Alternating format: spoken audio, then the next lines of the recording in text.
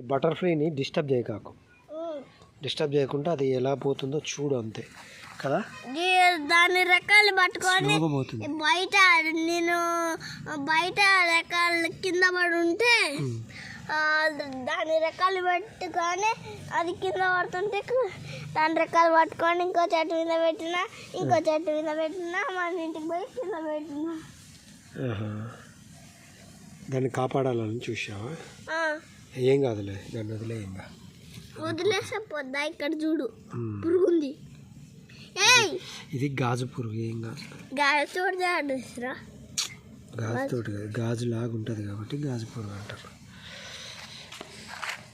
తొక్కితే గాజు సౌండ్, గాజు బాటిల్ బలినట్టే ఉంటుంది కదా సౌండ్, అందుకే నాకు గాజు పురుగు అంటారు.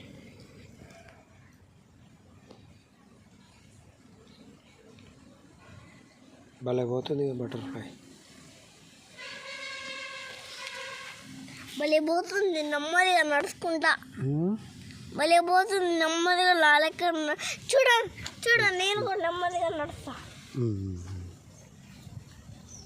నేను నిలబట్టే ఉంది, నేను నిలబడినట్టే